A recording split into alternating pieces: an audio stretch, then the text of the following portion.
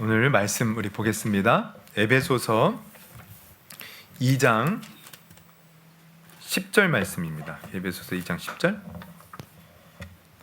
우리 한 목소리로 우리 봉독하도록 하겠습니다. 에베소서 2장 10절.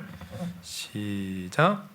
우리는 그가 만드신 바라 그리스도 예수 안에서 선한 일을 위하여 지으심을 받은 자니 이 일은 하나님이 전에 예비하사 우리로 그 가운데서 행하게 하려 하심이라. 아멘.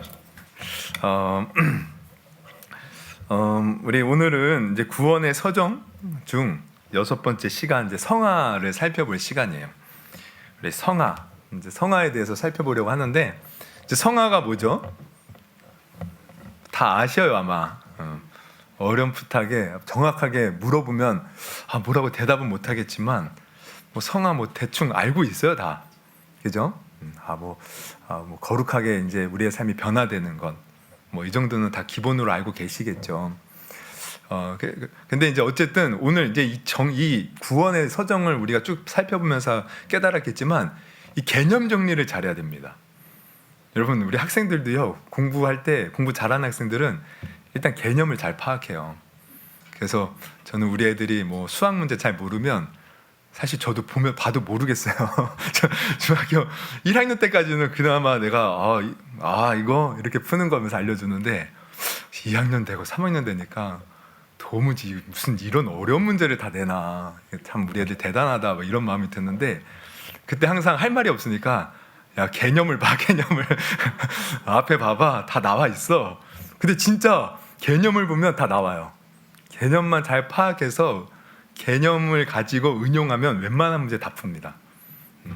어쨌든 개념이 중요해요. 그래서 이 성화라는 것도 우리가 개념 정리를 좀 하자면, 우리 그 교회 용어 사전에 나오면 이렇게 나와 있습니다. 성화란 이제 죄악된 옛 본성을 벗고 죄와 더러움에서 분리되어 하나님을 향하여 거룩하게 되어가는 것. 이제 거룩하게 되어가는 거예요. 즉 죄 사함을 받고 구원받은 인간이 하나님의 거룩한 성품을 닮아가는 과정을 말한다. 거룩하게 되어 하나님의 성품을 닮아가는 겁니다. 이는 칭의에 뒤따라서, 우리 칭의는 지난주에 살펴봤죠. 성도의 마음과 삶 속에서 지속되는 하나님의 사역이다. 이게 참 중요한 말이에요. 성화는 어떤 우리가 스스로 하는 게 아니라 이것도 하나님의 사역입니다. 즉 거룩함 가운데 자라는 과정으로 개인의 성품과 삶 가운데 실제적인 변화가 나타난다. 그러니까 거룩함은 우리가 죄를 버리고 거룩한 하나님의 성품으로 변화되는데, 이게 하나님이 하시는 일이고, 거룩하게 변화되니 당연히 삶에서 이게 변화가 나타나는 겁니다. 이게 이제 성화예요. 그래서 사실 우리가 성화 많이 들어봤어요. 우리는 성화를 이루면 살아야 된다. 아니면 다른 말로 우리는 하나님의 거룩함을 따라 살아야 된다. 뭐 많이 듣죠. 그리고 우리가 당연히 그래야 된다고 여러분 다 믿으시죠? 네, 우리가 신앙생활하는 거 그냥 하나님 믿어요 하고 마음대로 사는 게 아니라 정말 우리 삶 속에 하나님의 거룩함을 드러내야 된다는 것 여러분 다 믿으시죠? 다 인정하는 것이고 다 납득하는 것이고 또 우리가 흔히 말하는 겁니다, 사실. 그런데 그럼에도 불구하고 또 성화만큼 우리 내면에 저항을 받는 그러한 것도 없어요, 사실은. 이 말이 뭐냐면 우리가 머리로는 주님 안에서 거룩하게 참 착하게 잘 살아야지 하는데 안 되는 거예요. 자꾸 내 마음과 부딪히는 거예요. 그래서 사도 바울도 그런 고백을 하죠. 내가 정말 이 하나님의 뜻을 따라 살기를 원하지만 내 안에 또 다른 법이 그것을 막는다는 거예요. 자꾸 부딪히는 거죠. 그래서 우리가 이렇게 살다 보면 이 성화 때문에 또 좌절이 찾아옵니다. 성화를 이루며 거룩해 하자는데 내 모습을 보면 그런 게 없는 거예요. 자꾸 넘어지고 쓰러지고 똑같은 죄를 반복해서 짓고, 그리고 심지어는 그러다 보니 나중에는 그런 의심도 들어요. 내가 과연 구원받았나? 그래서 이 거룩함을 따르는 것, 성화를 이루는 게 굉장히 부담스러운 것이 되어버리고 말았습니다. 머리로는 알겠는데 이 거룩함을 쫓아 사는 거 너무 힘들어. 그러면서 또 하나님을 오해하는 거예요. 자꾸 나를 그렇게 힘들게 만들까? 근데 여러분, 이 성화, 이게 우리가 이제 구원의 과정이라고 했잖아요. 여러분, 성화도요 구원의 과정의 하나로서 사실 이것은 기쁜 소식입니다. 여러분, 복음이 기쁜 소식이잖아요. 좋은 소식. 그렇다면 그 복음 중에 하나인 성화도요, 좋은 소식이에요. 기뻐할 일이에요. 할렐루야. 그래서 오늘 이 말씀을 들으면서 성화도, 이게 기쁨의 소식이고 내가 기뻐할 일이구나. 이거 부담으로 가져야 되는 일이 아니구나. 뭔가 하나님이 나를 억압하는 게 아니구나 라는 것을 오늘 분명히 깨달을 수 있기를 주님의 이름으로 축원합니다. 그래서 먼저 우리가 이게 성화가 기쁨이라는 것을 이해하기 위해서는 먼저 이 성화 관련된 이제 두 개념을 알아야 돼요. 하나는 뭐냐면 죄의 책임과 죄의 오염이라는 걸 알아야 돼요. 이제 죄의 책임이라는 건 이거죠. 내가 죄를 지으면 책임을 져야 돼요. 그죠? 뭐 세상에서도 그러죠. 내가 뭐 도둑질을 했다. 그럼 거기에 따라 뭐 징역을 살든 벌금을 내든 책임을 져야 돼요. 또 내가 살인을 했다. 그러면은 거기에 따른 뭐 무기징역 아니면 사형 뭐 이런 어떤 형벌을 받아야 돼요. 즉 형벌을 받는 거예요. 이 책임을 진다는 것은. 근데 우리가 지난 칭의에서도 봤지만 여러분, 하나님은 우리가 죄인 되었을 때 먼저 예수 그리스도를 죽게 하셨고 그 예수님을 통해서 우리의 죄를 사해 주셨어요. 그래서 우리가 여전히 죄인임에도 불구하고 예수를 믿으면 전가란 걸 배웠죠. 전가. 예수님의 의가 내게 전가되고 나의 죄는 예수님께 전가되는 거야.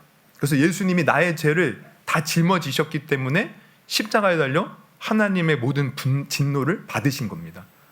그 해결해 주신 거예요. 그러면서 예수님의 의가 내게 전가되어서 나는 하나님 앞에 의롭다함을 받는 칭의를 우리가 받게 된다는 거죠. 그래서 이 형벌은, 이 죄의 책임은 이미 예수님께서 지신 거예요. 이걸 분명히 아셔야 돼요. 그리고 이제는 뭘 우리가 해야 되냐면 죄로부터 오염된 우리를 이제 벗어내고 씻어내는 겁니다. 그러니까 성화는 바로 여기에 있어요. 우리가 죄의 책임을 짓는 게 아닙니다.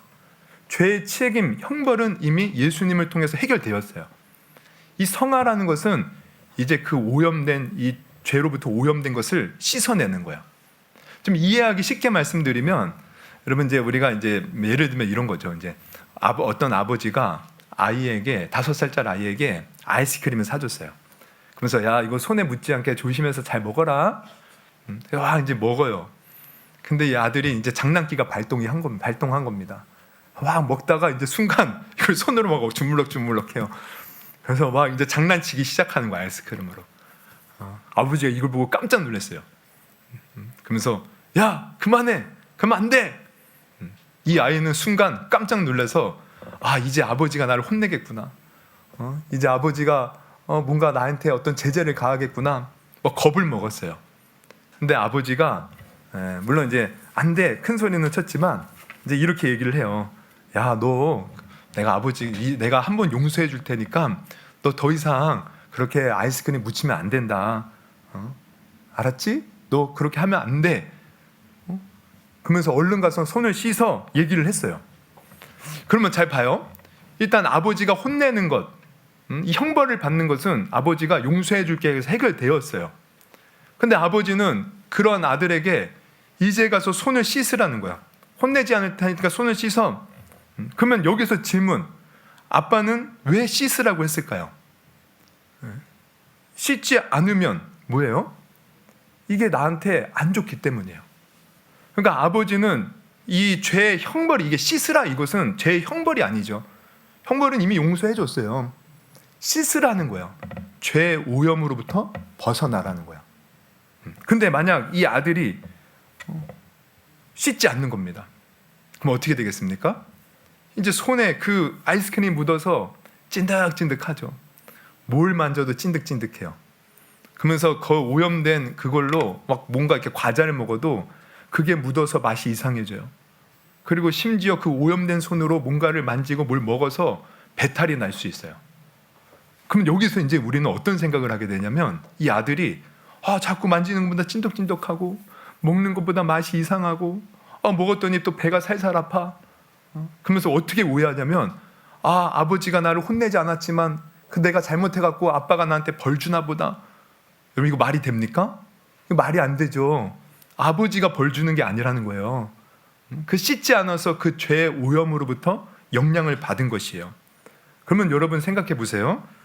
이 아들은 손을 씻기가 귀찮았을지 모르지만 사실 아빠가 손을 씻으라고 한 것은 이 아들에게 삶의 행복과 상쾌함을 주기 위한 아버지의 사랑이지 절대 강요나 억압이나 형벌이 아니라는 겁니다.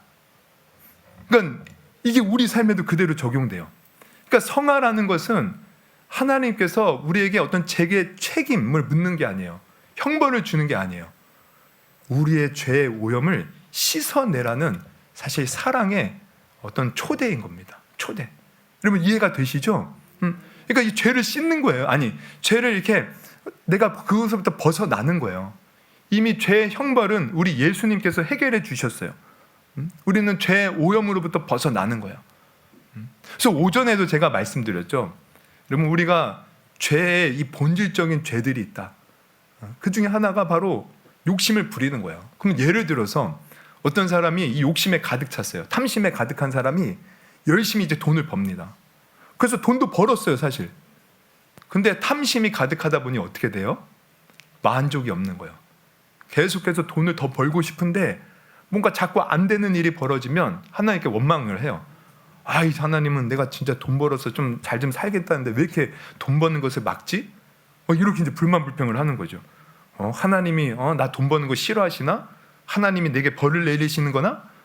내가 요즘에 좀 예배 몇 번 빠졌다고 좀 뭔가 이렇게 형벌 내리시는 거 아니야? 여러분 이거는 이 사람의 착각이죠. 무슨 하나님이 그 사람을 막으시고 그 사람에게 형벌을 내리십니까? 이게 죄에 오염되어 있으면 사실 우리의 인지도요 이렇게 왜곡이 됩니다. 이스라엘 백성들 봐요. 그 죄 하나님이 애굽에서 분명히 건져내셨잖아요.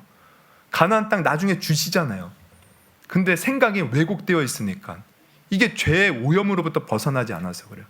막 스스로 하나님이 이렇게 우리를 죽이려고 광야에 데리고 왔냐느니 우리를 고생시키려고 하냐느니 별의별 말로 하나님을 나쁜 하나님으로 만들어버리죠.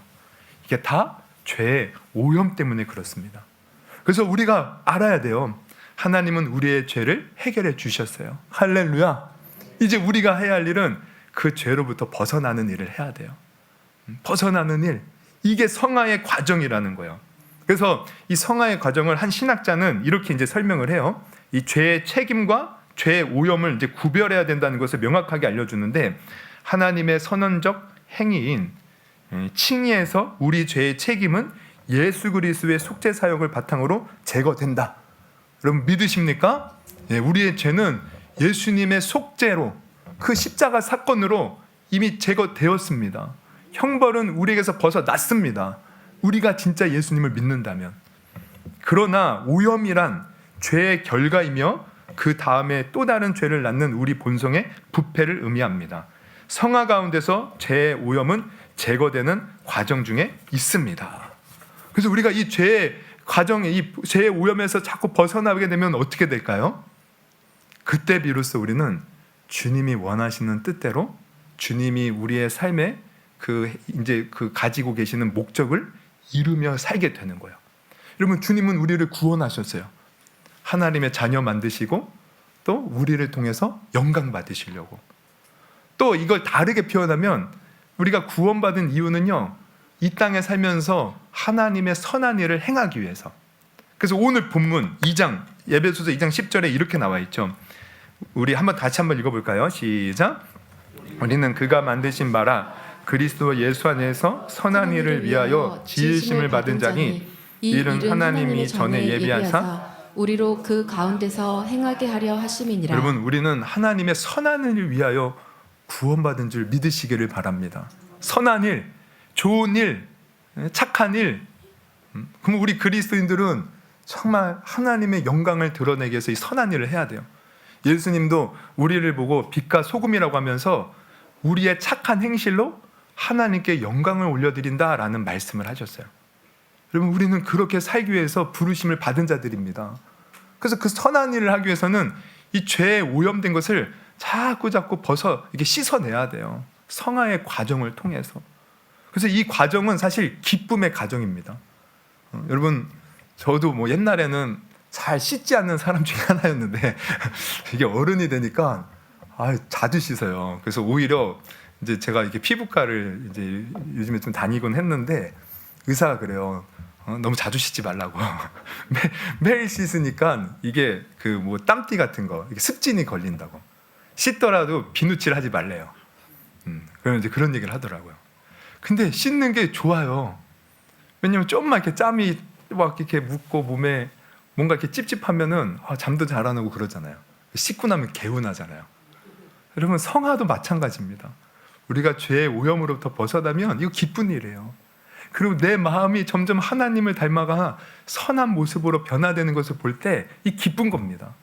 여러분, 이 성화를 우리가 기쁨으로 받아들일 수 있기를 주님의 이름으로 축원합니다. 이 성화를 이루어야 돼요, 진짜. 그래서 오늘날 우리 교회가 기독교인들이 욕먹는 이유가 뭐예요? 이 성화를 온전히 이루지 못해서 여전히 악한 모습을 보니까 세상 사람들이 실망하는 겁니다. 세상 사람들이 실망하는 거예요. 여러분, 정말 성화는 너무나도 귀한 겁니다. 기쁜 일이고 억압이 아니라 이미 우리는 죄의 형벌 우리 주님이 감당하셨어요. 이걸 믿고 나는 이미 의롭다함을 받았다라는 것을 믿고 이제 주님과 함께 성화를 이루며 거룩한 모습으로 하나님께 영광 올려드리는 삶이 되기를 주님의 이름으로 축원합니다. 그러면 이제 여기서 우리가 한 발 더 나아가서 생각해 볼 것은, 그러면 우리가 어떻게 오염을 씻어낼까? 씻어내는 방법은 뭘까?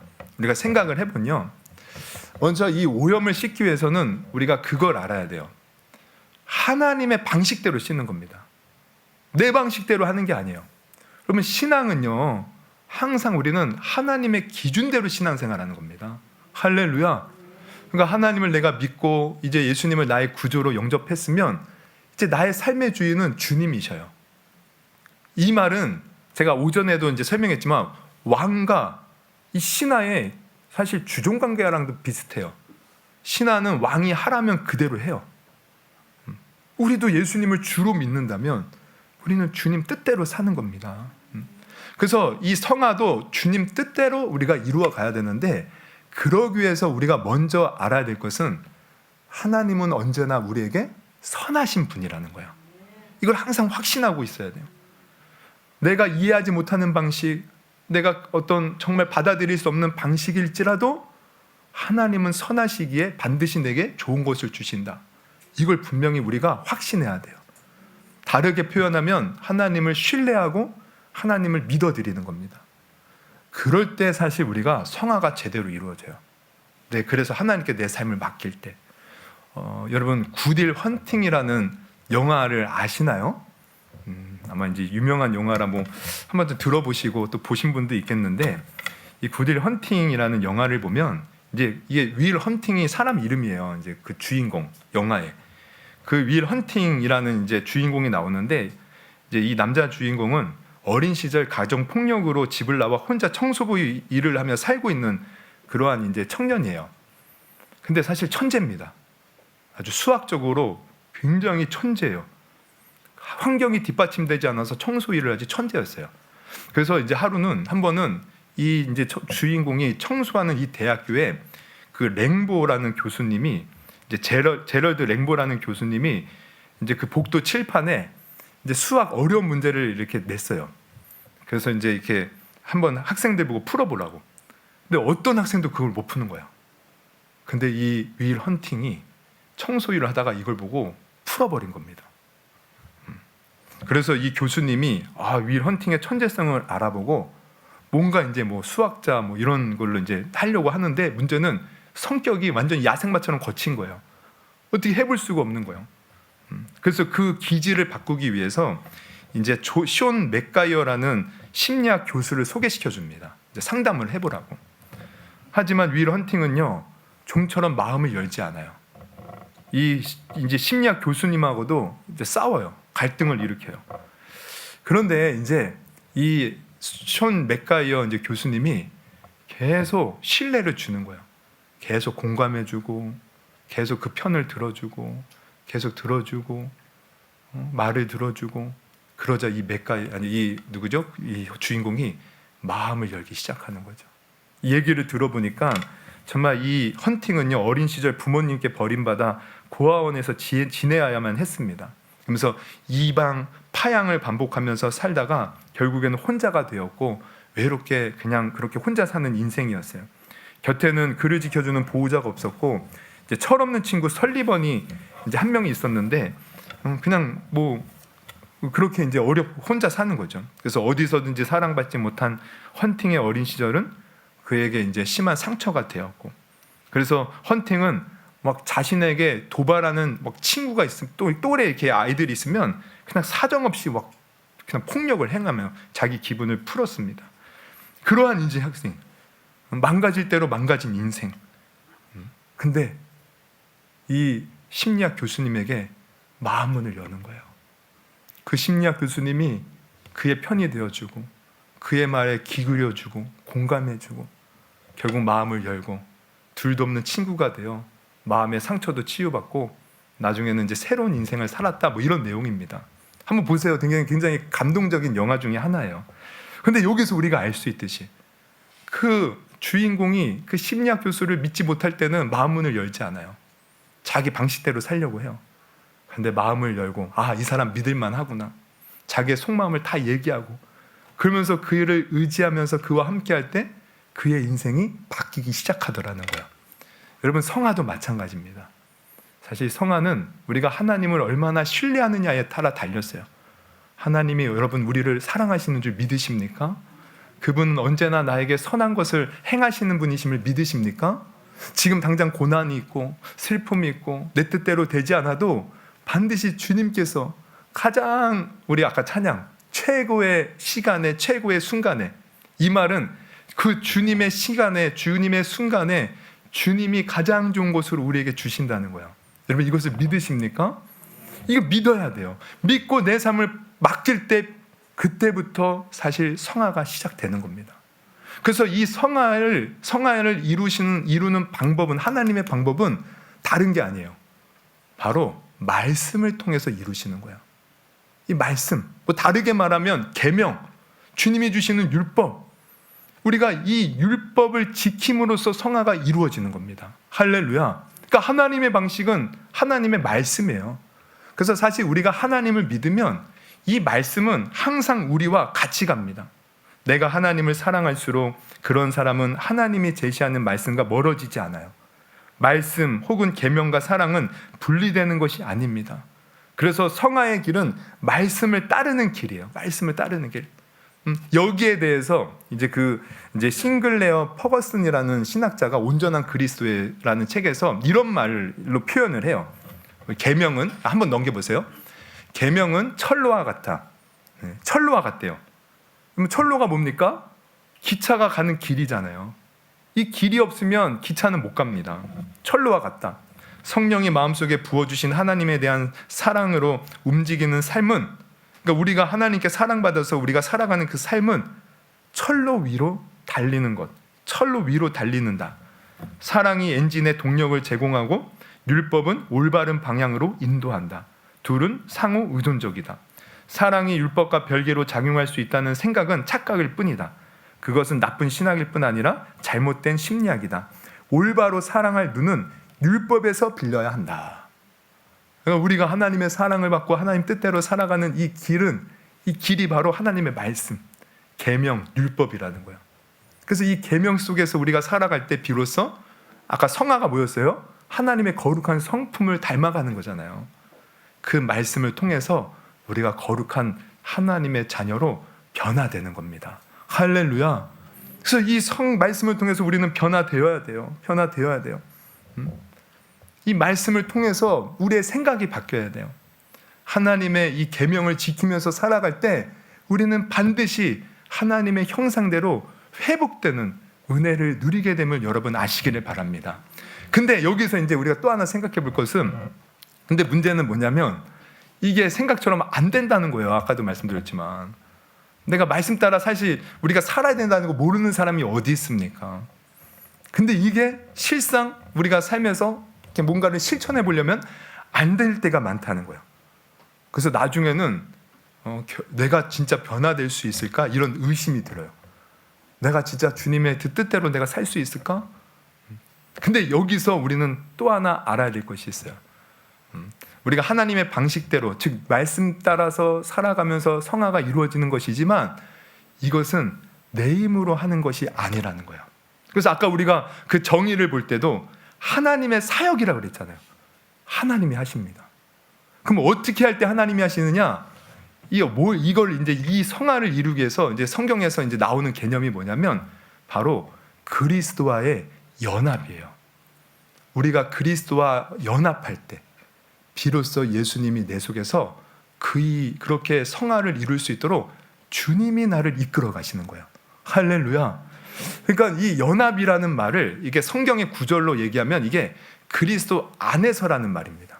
우리가 그리스도 안에 있을 때, 또 내가 그리스도 안에 있고 그리스도가 우리 안에 있을 때 이 예수님 안에서 우리가 주님의 뜻대로 살고자 하는 마음이 일어나고, 또 주님의 뜻대로 살고자 하는 그러한 어떤 갈망이 생겨나고, 또 그러한 힘도 주님이 주시고, 그래서 성화가 이루어지는 거예요.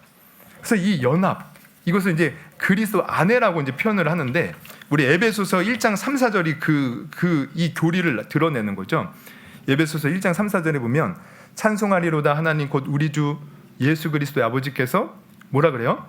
그리스도 안에서, in Christ, 이 그리스도 안에서, 이게 연합이에요. 연합.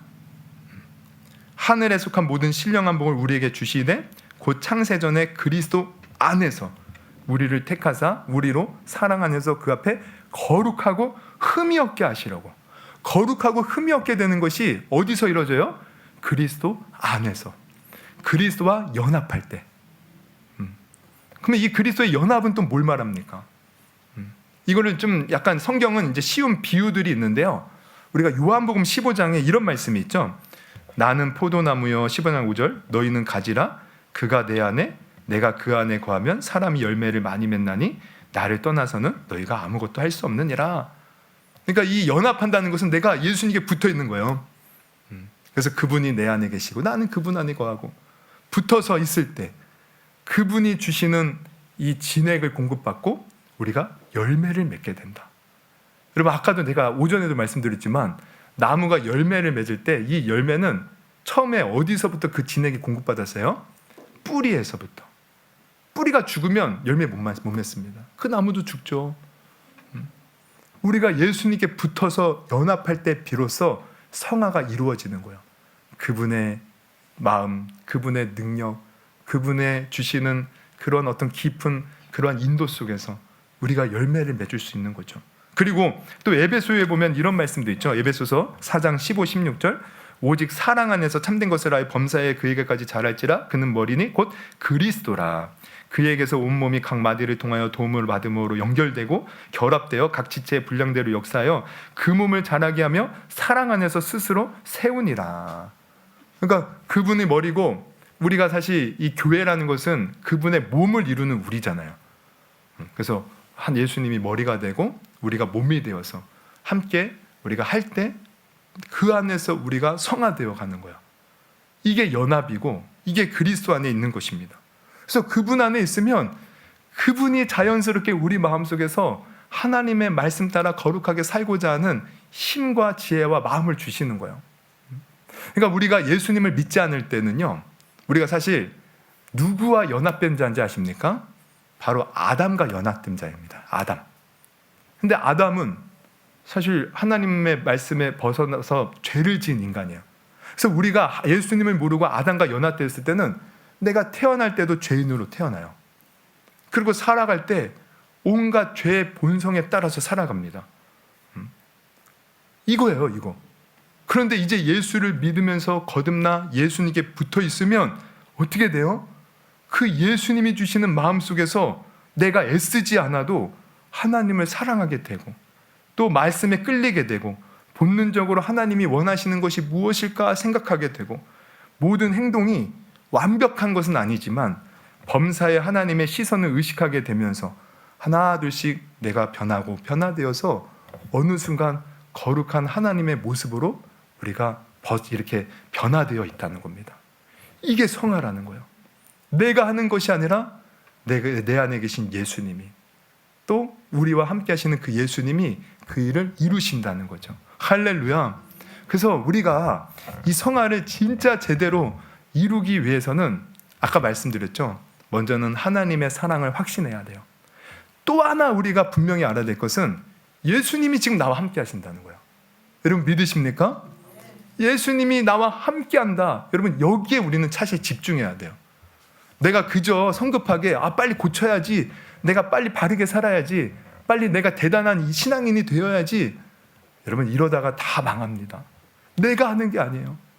먼저 우리가 가장 먼저 해야 될 일은 내 안에 계신 주님을 발견하는 거예요.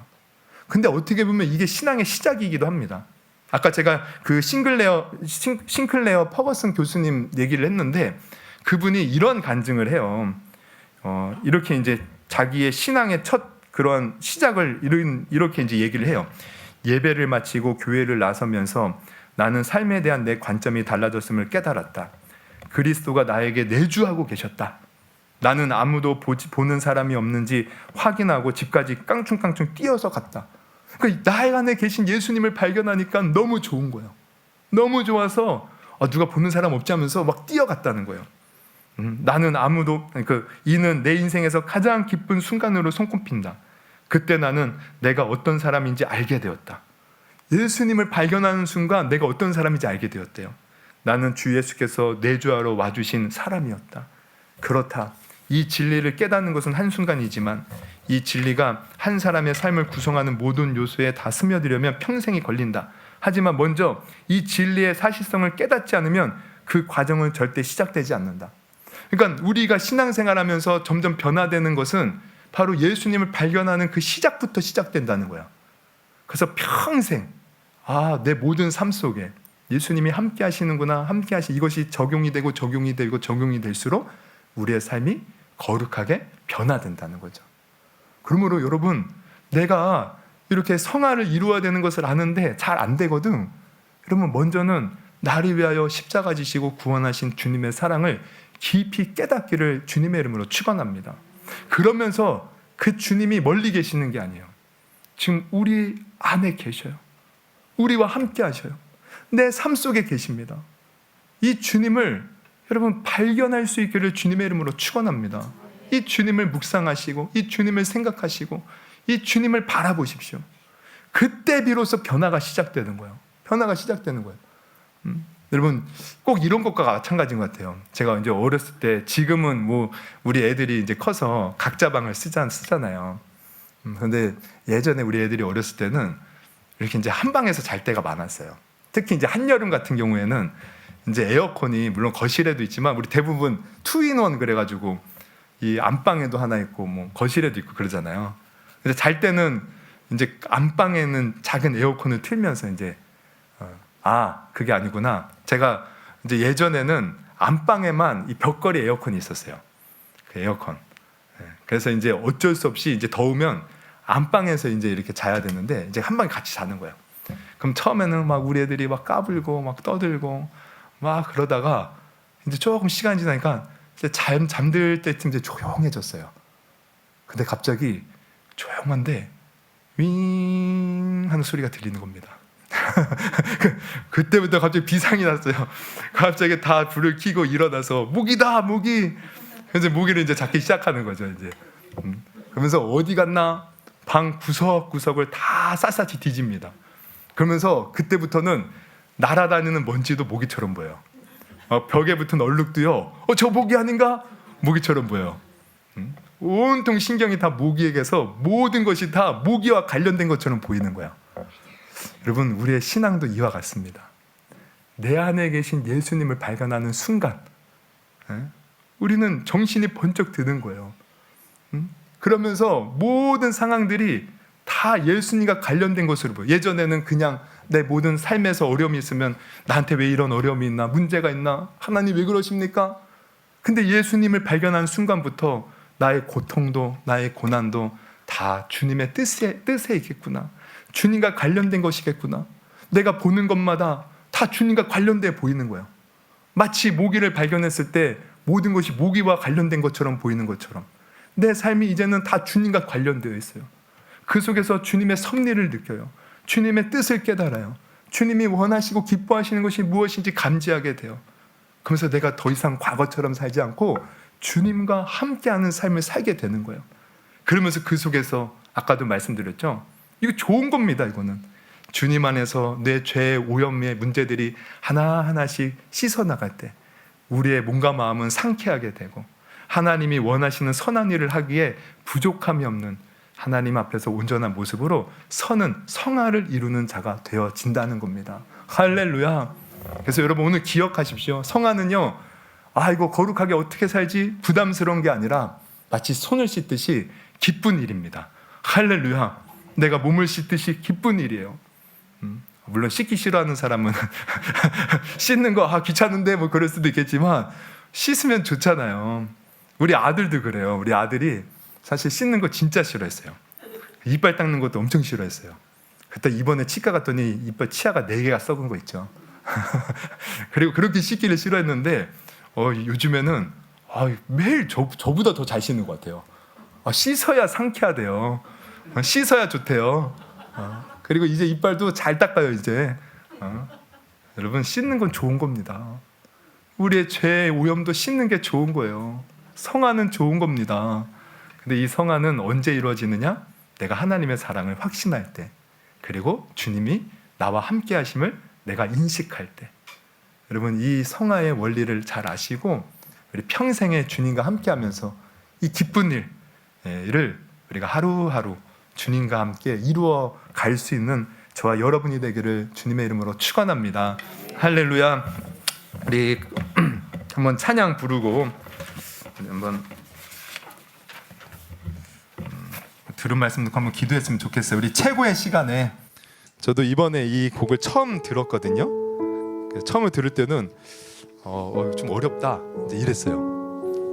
근데 자꾸 들으면서 가사를 보니까 어느 순간 듣는데 눈물이 나는 거예요. 어저께 어렵다 그러고 제가 어차피 내가 인도 안 하니까 듣지 말아야지 그렇게 했는데 어저께 이제 집에 가면서 그래도 내일 이거 부르는데 한 번은 들어봐야지 차서 이제 듣는데 한 번 듣고 두 번 듣고 세 번 듣고 왔는데 이 가사 하나하나가 나의 고백인 것 같은 거예요. 은혜가 되는 거예요. 여러분 근데 딱 보니까 이게 성화의 과정과 딱 맞습니다. 고난과 시련 속에서 사람들은 나를 떠나도 신실한 그분의 사랑이 내 삶을 지키셨네. 이 사랑을 발견하잖아요. 지난날 돌아보면 그러면서 이제 해석이 되는 거예요. 지난날 돌아보면 수많은 연단을 통하여 나를 크게 사용하실 그분의 뜻이었음을 알았네. 내 삶이 새롭게 해석이 되는 거예요. 이제 성화가 이루어지는 겁니다. 그래서 주님은 최고의 시간에 최고의 순간에 최고의 것을 나에게 주시는 분이심을 믿습니다. 나는 그저 기도하며 주님만 따라가겠습니다. 그리고 우리 뒤에 이 붙어 있는 거 보면은 아무런 답이 없으신 그분을 원망했었대요. 과거에는. 근데 하지만 나는 알았대요. 앞서가신 그 주님의 사랑을. 여러분 우리도 이 사랑을 발견하기를 바랍니다. 주님 우리를 사랑하셔요. 우리를 놓지 않으셔요. 우리를 통하여 영광 받기를 원하십니다. 우리 한번 이 찬양 잘 몰라도 한번 같이 불러보시고요. 한번 우리 기도하는 시간 갖도록 하겠습니다. 고난과 시련 속에서 사람들은 나를 떠나도 고난과 시련 속에 사람들은 나를 떠나도 신실한 그분의 사랑이 내 삶을 지키셨네. 지난날 돌아보면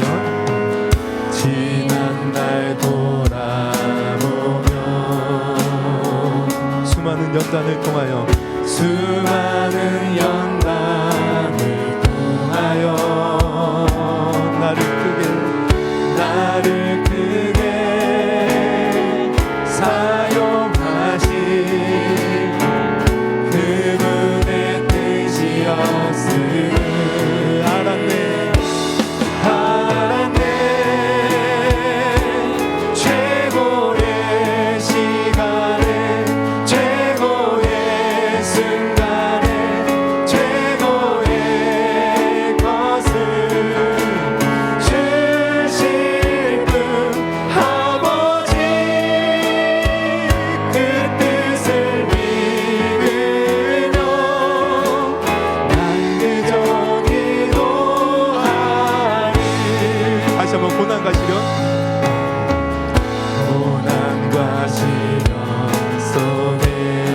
가사를 잘 생각해보면 고백해봅시다. 사람들은 나를 떠나도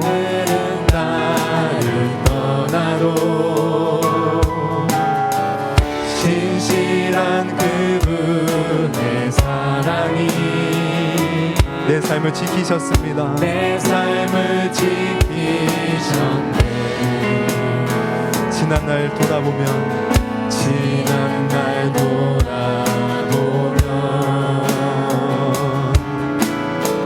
수많은 연단을 통하여 나를 크게 사랑하신 그분의 뜻이었음을 여러분 믿으십니까? 하나님 최고의 순간에 최고의 것을 주신 분 아버지 그 뜻을 믿으며 난 그저 기도하 아무런 답이 없으신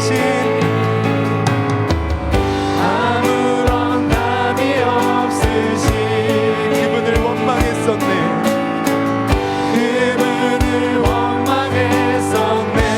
하지만 난 알았네.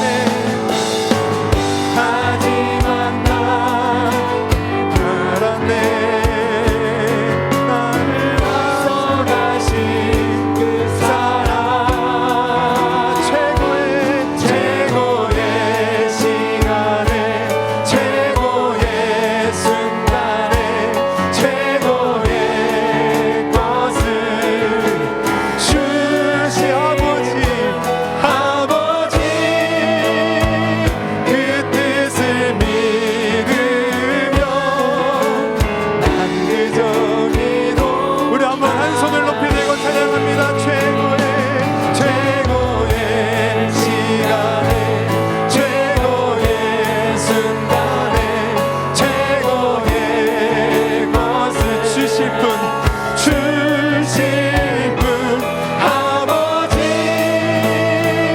그 뜻을 믿은 난 그저 기도하겠습니다. 난 그저 기도 우리 한번 이 시간 오늘 들은 말씀 놓고 우리 주님은 신실하셔요. 우리 주님은 우리 안에서 새로운 일을 행하십니다. 그분께 맡기겠습니다. 주님 나를 변화시키시고 주의 뜻을 이루는 자가 되게 하옵소서.